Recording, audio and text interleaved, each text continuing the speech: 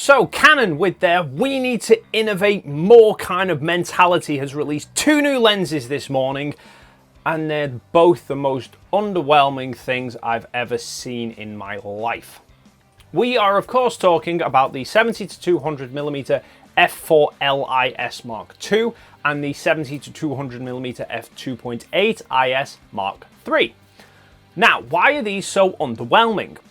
It's so annoying, well, not annoying because I don't shoot Canon anymore, so I couldn't care less, but it's very confusing as to why Canon have wasted their time bringing out these new lenses when there was just no need for them.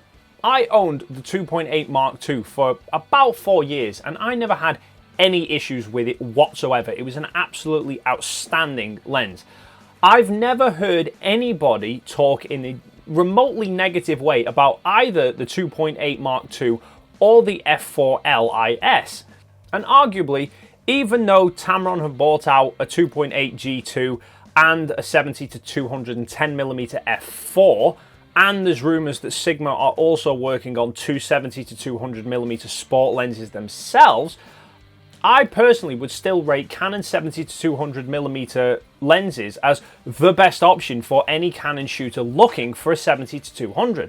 I mean, yeah, the lenses are quite a few years old now, but they're still optically better than anything on the market, and you can pick them up for a lot less than they used to cost brand new, and the second-hand market is a freaking goldmine for these things. So I don't get why Canon are focusing their time and resources to kind of updating lenses that don't really need updating. I mean, maybe they thought that, you know, Tamron and Sigma's offerings were going to pose a threat. But if that was the case, I would have expected more of an upgrade than what they've given us. Both lenses have new coatings on the front and rear glass elements to try and remove ghosting and flaring and to kind of make it easier to clean off smudges and fingerprints, that sort of thing. But like I said, I've owned the Mark II version and I never had any issues with ghosting or flaring or fingerprints. So, you know, it doesn't seem like much of an upgrade. Other changes to the lenses. Well, the new f4 version sees its minimum focus distance reduced from 1.2 meters to 1 meter.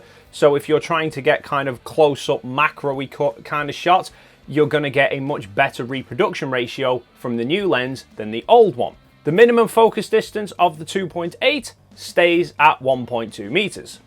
The new f4 also sees the introduction of a new 9-rounded bladed aperture for kind of better out of focus backgrounds, while the new 2.8 uses the same 8 blades that the old one used. The f4 also sees an improved image stabilization unit, which takes it up from, I think the old one was 3 stops, the new one is now 5 stops of compensation. The new 2.8 sees an image stabilization unit rated at 3.5 stops, while the 2.8 Mark II was rated to 4 stops. So Canon have gone backwards. Overall, the only noticeable changes that seem to have been made with the new 2.8 is the paint is whiter and the writing style is slightly different. So that's a worthwhile upgrade for you. So overall, yes, the f4 has got some kind of noticeable improvements. It's more of an incremental upgrade, whereas the 2.8 just seems to be money for old rope. Canon have admitted that this is more of an update than an upgrade, but again, I don't see what the point is. The lens didn't need updating. There was no major drawbacks to either of the old lenses.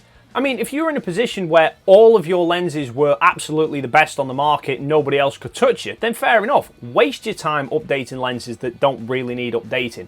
But when you consider the 24mm L lens, the 50mm 1.2 L and the 135mm f2 lenses are all 10 or more years old now, and there's other lenses on the market that are just as good for less money or are actually exceeding the quality of your lenses for less money. Surely your mindset should be focus on those lenses, don't worry about those lenses. Or focusing on lenses that you don't currently cover in your lineup, such as the budget super telephoto lenses. And I can guarantee most of the people I see there are shooting on Canons like the 7D Mark I, the 7D Mark II, 1D Mark III, 1D Mark IV, those sort of old school sports cameras that you can now pick up very affordable these days. But lenses wise, 80% of those shooters are generally using 150 to 600s from either Tamron or Sigma. A couple of them are using the 100 to 400s from Canon, but the majority of the people are using third-party telephoto lenses because Canon just don't offer anything like that. Now, there have been rumors for a long time that Canon are working on a 200 to 600mm non-L lens to try and combat Sigma and Tamron. Well, if that's true, focus on that. But I do wonder, maybe Canon have got amnesia, because there's a lot of products and a lot of technology that you see hit the market from Canon and then never see again. For example, when they released the 35mm f1.4 L Mark II, that had something called blue refractive optics, which was supposed to help reduce chromatic aberrations and colour fringing, that sort of thing. I've never seen another lens from Canon with it. I mean, if you were going to update your 70 to 200s, surely those would be the lenses that blue refractive optics would be a good option for. Or the diffractive optics. You know, Canon tried diffractive optics a decade ago and it never really took off. They then revisited it more recently, but they've done a 400 f4, which is as expensive as the 400 f2.8, and we keep seeing supposed developments of a 600 f4 that's about the size of a 300 f2.8.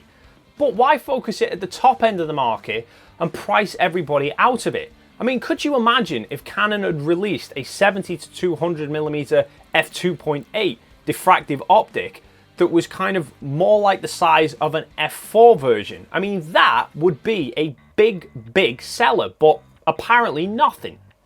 Or turning our attention to the lower end of the lens spectrum, Nano USM. Canon announced Nano USM in the 18 to 135mm that they released with the 80D about 2.5 years ago. The whole point of Nano USM was it gave you the blistering fast speed of the ring type USMs from the big lenses, but with the very quiet autofocus of the stepper motors that are used in the budget lenses. But since that announcement 2.5 years ago, there's only been one other lens that was announced that had Nano USM, and that was the 70 to 300. Now, if you look at the reviews of the 70 to 300, the autofocus on that is absolutely barnstorming for a budget lens. So why aren't Canon using that technology in their lower lenses? I mean, admittedly, they've not released many lenses in the last 2.5 years, but all the ones that have are either L lenses that are still using the ring type USMs, or they're still using stepper motors. I mean, Canon's 50mm f1.4 is, to all intents and purposes, a redundant lens these days, because optically it's not really any better than the 50mm 1.8 STM, but it's 3 times the price. So why haven't Canon come out with an improved optical design for a 50mm 1.4 and put in a Nano USM? That would make an awesome mid-range 50mm lens that would basically stop people from looking towards the likes of the Sigma 50mm Art that you can now pick up for like £500 or £600. And speaking of the 18 to 135 announcement, who remembers the PZE-1? The what, Dave? This thing. This was a power zoom drive that Canon released along with the 80D. And the idea was it bolted onto the bottom of the 18 to 135mm lens, so you could do much more consistent, steady zoom in and zoom out for video like you could do on old camcorders and stuff, which was kind of a good feature for one-man band videographers who wanted to be able to do that. Except the 18 to 135mm lens is the only lens that can actually fit on it. There's no other lens, not even with an adapter, that can mount onto that, and so I just can't understand why Canon keep releasing these kind of one-hit wonders and then just never touching them again. But then, mind you, I suppose they don't actually need to. Canon own the vast majority of the market anyway, so they don't need to kind of push themselves and do anything more than the bare minimum. I think at some point in the future their market share starts to get dampened by Sony or Nikon or any other manufacturer out there. Then I think we would see Canon start to bring out everything in force. But until that day, I guess we're just stuck with the Porsche mentality. But what do you guys think? Do you like the look of the new 70-200s? Are you thinking of buying it? Do you think they're not really a worthwhile upgrade and Canon should have done more? Or do you think Canon should have just left them as they are and focused on something else? Thoughts and comments in the box down below. Thank you so much for stopping by, and as always, I will see you in the next video.